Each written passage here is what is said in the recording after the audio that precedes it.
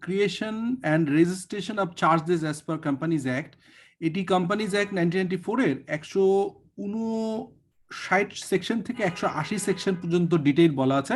আজকের ডিসকাশনে মূলত 168 পর্যন্তই কভার করবে এবং এটার মাধ্যমে মোটামুটি বেসিক লেভেলে আমি যে কেস স্টাডিটা বলতে যাচ্ছি বা যে রিয়েল লাইফ সিনারিওটাই আপনাদের সামনে ব্যাখ্যা করতে চাচ্ছি সেটি ক্লিয়ার হবে। সো এর মাধ্যমে আমি ব্যাখ্যা করব what is fixed charge and what is floating charge এবং মূলত কোম্পানি আইনের অধীনে চার্জ ক্রিয়েশন এবং রেজিস্ট্রেশন সংক্রান্ত বিভিন্ন বিষয়গুলোর প্র্যাকটিক্যাল ডিসকাশনটা আজকের ক্লাসের মেন উদ্দেশ্য। কোন কোম্পানি শেয়ার ক্যাপিটাল বৃদ্ধির পরিবর্তে অর্থাৎ পেইড আপ ক্যাপিটাল না বাড়িয়ে বিভিন্ন ব্যাংক বা নন ব্যাংকিং ফাইন্যান্সিয়াল ইনস্টিটিউশন থেকে লোন বা ঋণ গ্রহণ করতে পারেন। কোন লোন প্রদানকারী ব্যাংকিং প্রতিষ্ঠান অথবা নন ব্যাংকিং ফাইন্যান্সিয়াল ইনস্টিটিউশন তাদের রিপেমেন্ট পাবার অধিকারের নিশ্চয়তার জন্য এ ধরনের চার্জ ক্রিয়েশন করা হয় এবং চার্জ ক্রিয়েশন অন্যতম একটা রেমিডি। অর্থাৎ একটা ব্যাংকিং অথবা নন ব্যাংকিং ফাইন্যান্সিয়াল ইনস্টিটিউশন তাদের টাকা আদায়ের জন্য কিন্তু এই চার্জ ক্রিয়েশনটা কোম্পানি আইনে তাদেরকে একটা সুযোগ দেওয়া হয়েছে যে এর মাধ্যমে চাইলে তারা সিকিউর থাকতে পারেন, দে ক্যান ফিল সিকিউর।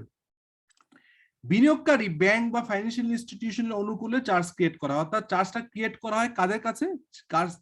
চার্জটা ক্রিয়েট করা হয় যারা যে ব্যাংক থেকে কোনো প্রতিষ্ঠান লোন নিয়েছেন বা যে কোনো financial institution like bank Asia, Shahjalal bank অথবা আইডিএলসি, আইপিডিসি এরকম জায়গা থেকে যখন লোন নেওয়া হয় তখন তাদের অনুকূলে এই ধরনের চার্জ ক্রিয়েট করা হয়। কোম্পানি কর্তৃক গৃহীত কোনো লোনের রিপেমেন্ট নিশ্চয়তা কল্পে কোম্পানির দেশে এবং দেশের বাইরে অবস্থিত অ্যাসেটের উপরে সিকিউরিটি সৃষ্টি অর্থাৎ তাকে চার্জ বলে অবহিত করা হয়। অর্থাৎ আপনি ব্যাংক থেকে লোন নিয়ে যে সম্পত্তি কিনছেন বা যে সম্পত্তি কিনবেন বা ব্যাংক থেকে লোন নিয়ে যে সম্পত্তি অলরেডি কিনে ফেলেছেন বা আরো কোনো যদি এর বাইরেও সম্পত্তি থাকে সেগুলোকে চার্জ ক্রিয়েশন করা যায়। চার্জ ক্রিয়েশনের ফলে সম্পত্তির মালিকানা বিনিয়োগকারী প্রতিষ্ঠানের উপর ন্যস্ত না হলেও রিপেমেন্টের অগ্রাধিকার নিশ্চয়তা পাওয়া যায়। অর্থাৎ এই চার্জ ক্রিয়েশনের মাধ্যমে কিন্তু আমরা বলছি না যে সরাসরি আমরা যেটা আরেকটা জিনিস জানি সেটাকে বলা হয় কি যে আপনার হচ্ছে যে আউটরাইট একটা তাকে কিন্তু আপনার মর্টগেজ দেওয়া হচ্ছে না, অর্থাৎ তাকে কিন্তু ইরিকভারেবল পাওয়ার অফ অ্যাটর্নি দেওয়া হচ্ছে না যে আমি লোন না দিলেই আপনি বিক্রি করে ফেলবেন, এরকম কোনো ইরিকভারেবল পাওয়ার অফ অ্যাটর্নি দেওয়া হচ্ছে না। কিন্তু চার্জ ক্রিয়েশনের মাধ্যমে তার একটা অধিকার প্রতিষ্ঠা হয়। চার্জ ক্রিয়েশনের পরবর্তী 21 দিনের ভিতরে এটি খুবই ইম্পর্টেন্ট, এই জিনিসটা আপনাদের সামনে বলি আমি যে আরজেসি তে রেজিস্ট্রেশন এই চার্জ ক্রিয়েশনের রিপোর্টিংটা করতে হয়। অর্থাৎ আপনি যখন চার্জ ক্রিয়েট করলেন তার 21 দিনের ভিতরে অবশ্যই আপনি কিন্তু রেজিস্টার বরাবর আরজেসি রেজিস্টার বরাবর এই যে চার্জ ক্রিয়েশন করলেন সেই রিপোর্টটা করতে হবে। এটাকে বলা হয় হচ্ছে যে চার্জ ক্রিয়েশনের উপরে একটা ফর্মের মাধ্যমে নির্দিষ্ট ফর্ম আমরা জানি ফর্ম 18, এই ফর্ম 18টা আবার আমি আপনাদেরকে দেখানোর জন্য একটু এখানে রেখেছি। এটি দ্য কোম্পানিজ অ্যাক্ট 1994 এর আপনার যে ফর্ম 18 আছে সেই ফর্ম 18 এর মাধ্যমে register of joint stock companies এর কাছে আবেদন করতে হয়। এই ফর্মটা চেহারাটা এরকম থাকে, এই যে form 18 particular of mortgage and charges as per the Companies Act 1994 section 169 এবং 391 মূলত যদি পরবর্তীকালে কখনো উইন্ডিং আপ হয় তখন এই রাইটটার কথা বলা হয়। এখানে কি কি থাকে? মর্টগেজের সমস্ত কিছু, পারপাস অফ দ্য মর্টগেজ, তারপরে আনকল্ড অ্যামাউন্ট কত আছে এগুলো মেনশন থাকে। এখানে ডেট অফ ক্রিয়েশন, অ্যামাউন্ট কত টাকা লোন নেওয়া হয়েছে, কি কি security sort of particular of the property mortgage charge, list of the terms and condition existing or operation relating to the any mortgage charge, name and address and description of the mortgage or person entitled to the charge। এখানে clearly এই বিষয়গুলো থাকতে হয়। So আমরা যেমনটি বলছিলাম যে আমাদের এখানে আমি সেই জায়গায় আবার ফেরত যাই যে এই ফর্ম 18 এর মাধ্যমে রেজিস্ট্রারের কাছে চার্জ ক্রিয়েশন করতে হয়। চার্জ ক্রিয়েশন দেশের বাইরে সংগঠিত হলে অর্থাৎ সম্পত্তি যদি দেশের বাইরে থাকে তাহলে এই ডকুমেন্ট পাঠানোর জন্য একটা ডিউ ডিলিজেন্স প্রসেস করতে হয়। আমরা জানি সেই ডিউ ডিলিজেন্স প্রসেসটা কি? ডিউ ডিলিজেন্স প্রসেস হচ্ছে ওই দেশের এম্বাসির মাধ্যমে, অর্থাৎ ধরেন মালয়েশিয়ায় আপনার একটা সম্পত্তি আছে, এই মালয়েশিয়ার সম্পত্তিটা বাংলাদেশের ধরেন আপনি লেটস সে XYZ কোম্পানি বা ধরেন বাংলাদেশের আকিস পার্টিকেল, এই আকিস পার্টিকেলের একটা সম্পত্তি আছে মালয়েশিয়ায়। ওই মালয়েশিয়ায় অবস্থিত সম্পত্তিটা যদি চার্জ ক্রিয়েশন করতে হয় তাহলে নিশ্চয়ই বাংলাদেশ থেকে মালয়েশিয়ান এম্বাসির মাধ্যমে এই ডকুমেন্টটা আনতে হবে, এই ডিউ ডিলিজেন্স প্রসেসটা ফুলফিল করতে হবে। এই যে ডকুমেন্ট ডিউ ডিলিজেন্স প্রসেসের মাধ্যমে আনার সময়টা কিন্তু এই 21 দিনের ভিতরে হবে না, এটা বাইরে, অর্থাৎ 21 দিন হচ্ছে বাংলাদেশে এই ডকুমেন্ট পৌঁছানোর পরে 21 দিন কাউন্ট হবে। সো সেই জিনিসটি বলা হচ্ছে চার্জ ক্রিয়েশন দেশের বাইরে সংঘটিত হলে, অর্থাৎ সম্পত্তি দেশের বাইরে অবস্থিত হলে চার্জ ডকুমেন্ট বাংলাদেশে ডাকযোগে ডিউ ডিলিজেন্সের সহ ডাকযোগে বাংলাদেশে প্রাপ্তির যে সময় প্রয়োজন সেই সময় 21 দিন গণনা হতে বাদ দিতে হবে।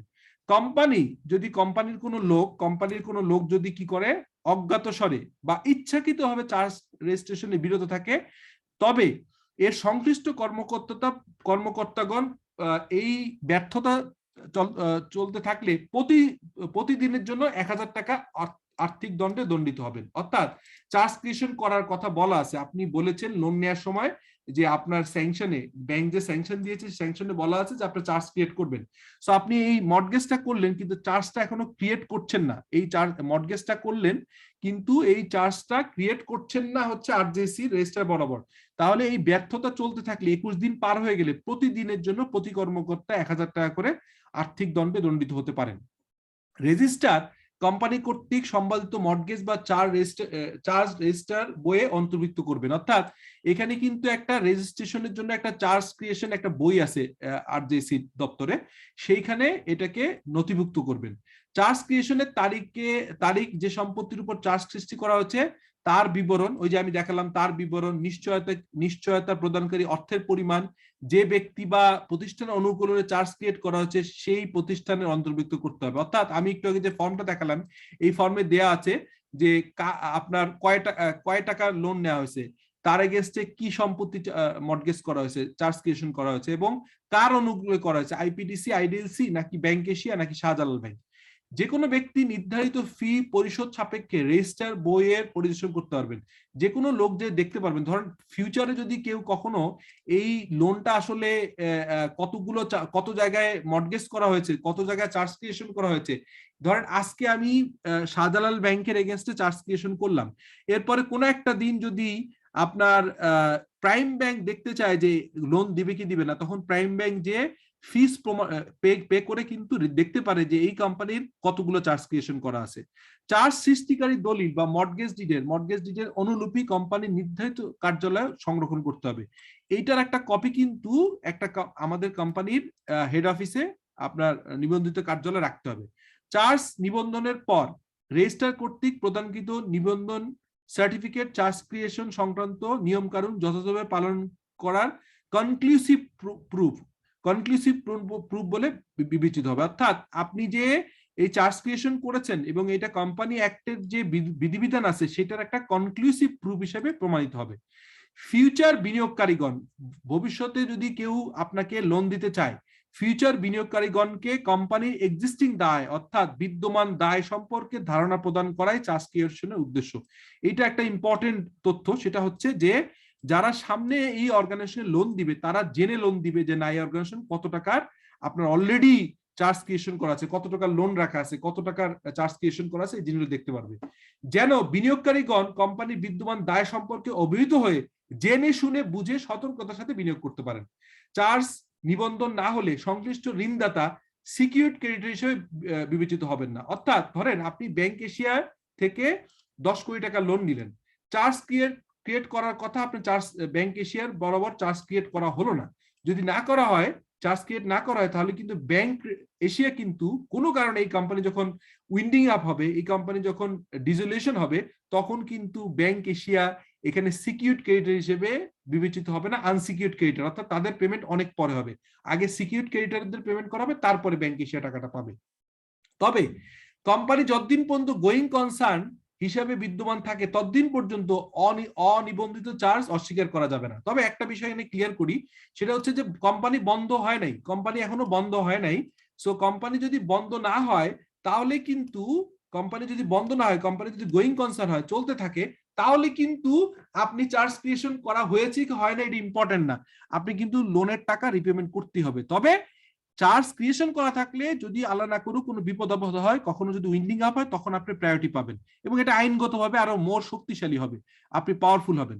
তবে অনির্ধারিত চার্জ, অনিবন্ধিত চার্জ কোম্পানির অন্য কোনো সিকিউরিটি ক্রেডিটরের বিরুদ্ধে প্রযোজ্য নয়। অর্থাৎ যদি এমন হয় যে আপনি আপনি আপনি কি হয়েছে, আপনি ধরেন এইখানে চার্জ ক্রিয়েট করার কথা ছিল, আপনি চার্জটা ক্রিয়েট করেন নাই, হ্যাঁ, চার্জ ক্রিয়েট না করা হলে কি সমস্যা হবে? সমস্যা হবে হচ্ছে যে যারা হচ্ছে যে অলরেডি চার্জ ক্রিয়েশন করা আছে তারা প্রায়োরিটি পাবে, আপনি পাবেন না।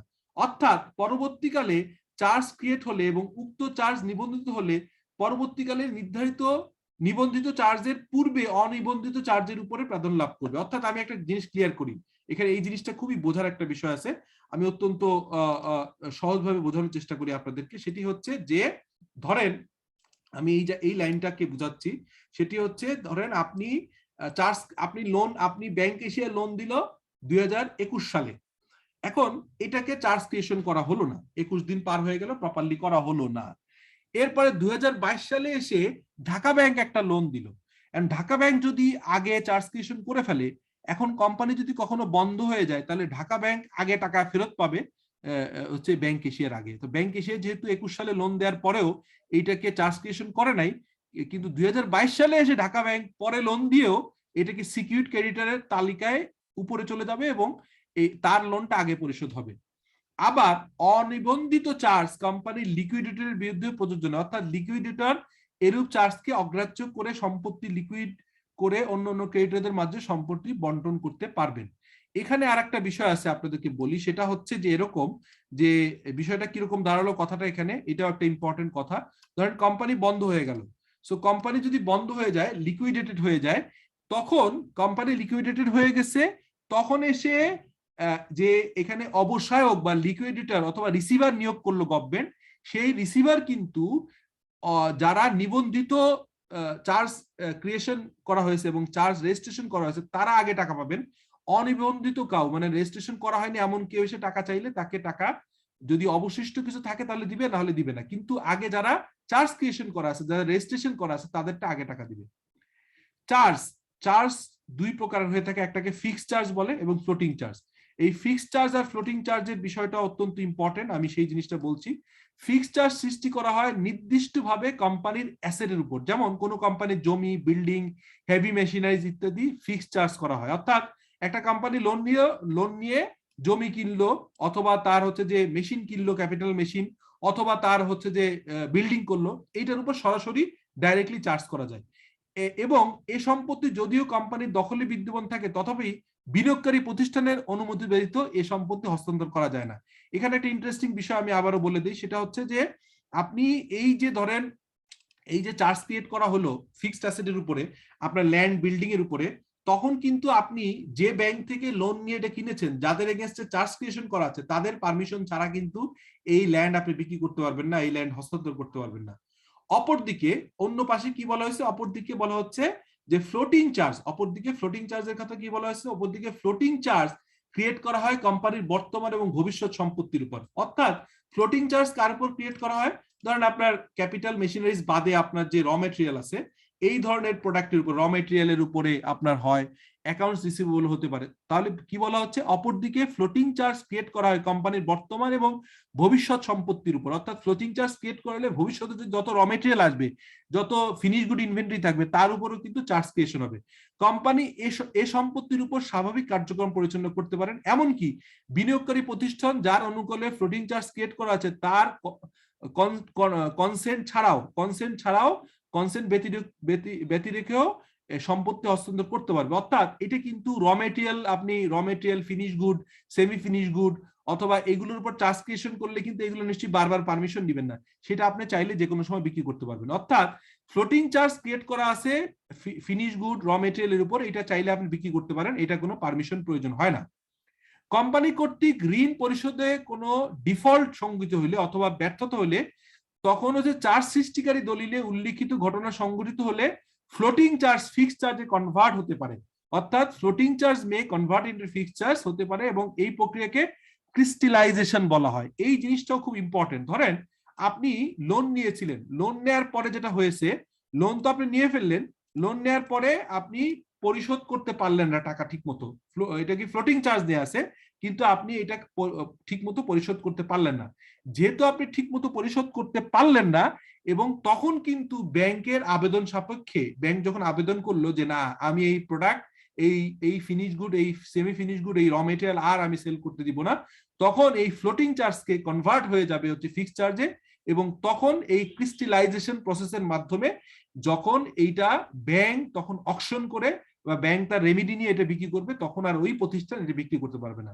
শ্রুতি দর্শক এবং আমার স্টুডেন্টরা, আপনারা আশা করি ফিক্সড এবং ফ্লোটিং চার্জের ব্যাপারটা বুঝতে পেরেছেন, এবং চার্জ ক্রিয়েশন সংশ্লিষ্ট যেসব নিয়মগুলো আছে প্র্যাকটিক্যালি আমি এক্সাম্পল সহকারে বুঝিয়ে দিয়েছি, এবং যে ফর্ম অর্থাৎ the Companies Act 1994 এর ফর্ম 18 এ যে ফর্মটা আছে সেটিও আপনাদেরকে প্র্যাকটিক্যালি দেখিয়ে দিলাম। আই হোপ যে আপনারা উপকৃত হবেন। Thank you for being with me.